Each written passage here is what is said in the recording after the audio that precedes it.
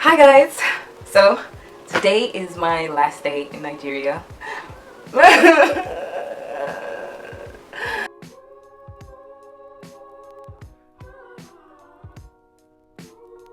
Anyway, I just wanted to make a video just to talk about my experiences here so far and like some big news coming up in my life and what my plans for the future are, kind of thing. So before I came to Lagos, I had no plan. I just felt it in my heart and I was like, just go for it. Like, you have family there, you should just go and try and see what it's like to work there. Potentially you could get a job and start your career and start working there. And I was like, cool, like I could do this. For my birthday, I actually asked my mom, I was like, hey mom, I don't want any presents this year, just buy me a ticket to Lagos. And she was like, cool, we're gonna try for a 6-month period. If you get there and you get good opportunities, you can stay there and start your career. Before I came, I asked one of my aunts, I was like, hey, what do y'all watch on TV? Like, what's a good news station to associate myself with, to apply for? She said Channels, and I was like, sounds good. So I did a little research. I found that they were like an award-winning news company, produced the best news, basically like the creme de la creme of Nigerian news production. I was like, bet. That's me. Like, I want to be the best, so I'm gonna go for the best. But one thing you need to know about like working in Nigeria is that you sort of have, like, you can apply the normal way, but it takes a very long time for you to get an in. And at this point, before I came, I had no connections to Channels. I didn't know anyone who worked in Channels. I didn't know how I was going to get there. But I was like, Lord, I'm putting this in your hands. One weekend, I was in Budapest and we had to go to Geneva, Switzerland for an engagement. And when I went to Geneva, all the places that I would normally stay, like, were booked. So basically, like, our house was being rented. The friends I would stay with weren't there. And so I had to stay with one of my mother's colleagues who are Nigerian. And the family was very nice, very sweet. Obviously, we got to talking because, like, they were such a great family. I just talked to them a lot, and we got to talking, and I mentioned, I actually want to go to Nigeria, and I'd actually like to work for Channels. And the uncle was like, hey, you know what's funny? My sister's husband works at Channels. Send me your CV, and we can get you linked up. But so, this is the thing. This is how I know that God was working for me, and, like, I was meant to be in Nigeria. I wouldn't have stayed with them normally. Like, any other holiday, I wouldn't be with them at all. Like, I would never met them, nothing.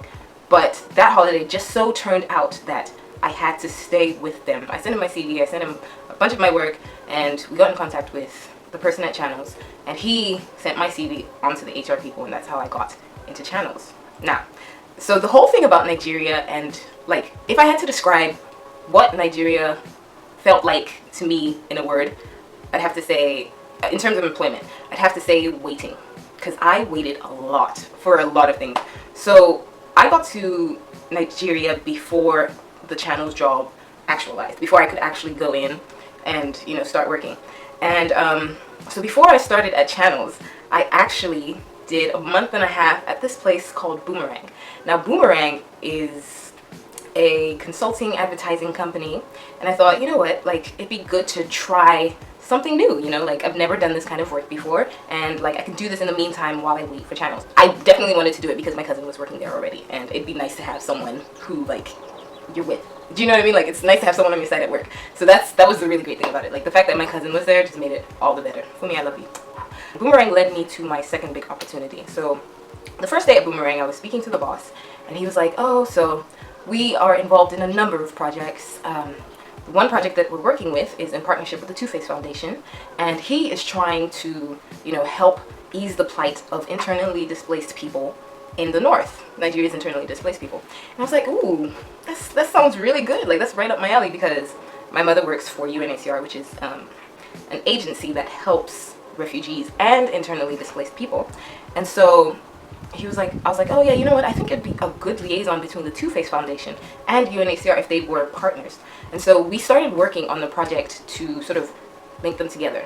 In my time at Boomerang, I served as the liaison between the Two Face Foundation and UNHCR, and it's crazy because, like, it started out as an idea, but recently I think it was February 27th, I actually got to see, the fruits of the work that we had done. So the Two Face Foundation and UNHCR officially partnered together, and when I tell you that it was such a moment of pride, like, I was just so happy that I was able to do that during my time here, so they joined, the partnership became an actuality, and, like, I feel very proud to say that I had a hand in that, basically. I feel like God has been in every one of my opportunities, because, like, there's things that I just didn't imagine I'd be doing, so I went to Channels and I had a great time. Channels was amazing. Come December, I went to Ghana for the holiday. I went to the presidential inauguration and I got to be a correspondent for Channels and talk about the inauguration, and it was really another point of pride in my journey so far, because, you know, as a Ghanaian, it's really great to be able to represent and talk about your country.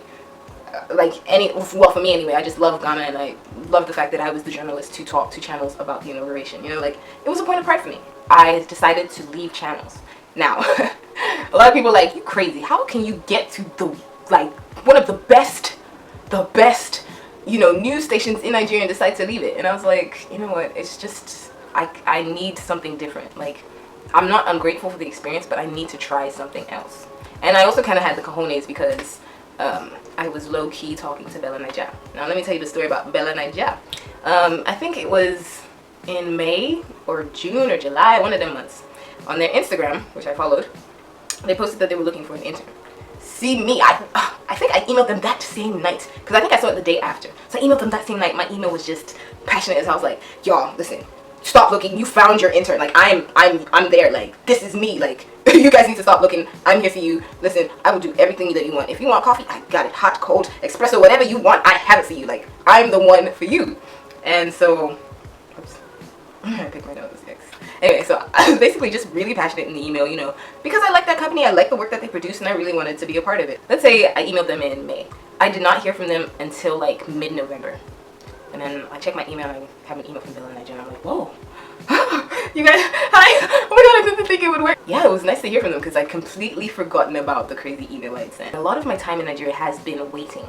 So I was waiting for Channels while I was working at Boomerang. At Channels, I was waiting for Bella Naija kind of thing. So when I came back from Ghana, it was hard to really get a hold of Bella Naija and like ask them like, hey, what's up? Like, what am I doing for you guys? Like one day I was like, I'm tired of waiting. Like, I've been here and there's no phone call. So I just upped and went to their office and I was like, hello, hi guys, I'm here, like, use me, I'm a good employee. Just to remind them that I'm still here and like, you know, like I'll work for y'all, you know, like, and the thing is, nobody was at the office, but the security guard told them, and then later I got a call to come in the next day. When I went to Bella Naija, it was basically like, we have a project in mind for you, but the project is not at all ready, but we will be in contact with you. We will, like, we do want to work with you. So about a week later, I get a phone call from Bella Naija, and they're like, do you want to go to Barcelona? And I was like, yeah, I mean, it's kind of random, but yeah, like, cool. And they're like, oh yeah, there's a job that you could do in Barcelona for us. I was like, I don't need to stop playing, like, don't get my hopes up, like, you are gonna take me from Nigeria all the way to Barcelona? And they're like, yeah, don't worry about it. All in all, I think this has been such a fantastic 6 months. I've really learned a lot. I've gotten a lot of opportunities and met a lot of people, a lot of connections, and I'm so happy about that. Like, I don't think you understand how, like, grateful I am that I came and I did this. There's, like, one thing that kept me grounded this whole way through. Like, there's no way I could have come to Nigeria and, like, been successful if it had not been for my family. And, like, they held me down. Like, places I needed to go, they would drive me. Like, places I needed to stay, they would give me encouragement. And, like, I have to say, like, shout out to my Naija family because they held me down. Like, it's crazy how much they uplifted me and helped me and, you know, helped me get to different places. Like, I'm just so grateful. It's crazy. Like, so here's why I have to leave Nigeria. So in September, I will be starting my master's at the London School of Economics in Global Media and Communications. And obviously grad school is very expensive. And I need to make money. That is it. Like, that's the only reason I have to leave. I need to make money. And unfortunately in Africa, media salaries do not pay well. Like, you can't really make a substantial amount of money unless you've been in the industry a very long time. And it's not necessarily to say that, like, oh, if I go to Europe I'll be making more money in the media, but like, it's substantially lower in, you know, African media circuits. Like, it's hard to make a lot of money when you start out. Today's my last day and I'm so, like, I keep tearing up and I don't want to cry, but I know I'm gonna cry because I'm a big baby. I cry at anything. Like, I cry at everything though. Like, I cried at a video of a race, but I'm gonna put a link to the race in the description below so you know why I cried. It wasn't like, oh, he won the race. It was like, it was an emotional race, you know? So that's why I cried. Like, sorry if I'm rambling in this video. I just really wanted to share my experiences and appreciate the moments that I've had here in Nigeria. I know I'll be back for sure. And until next time, peace, love, and prosperity.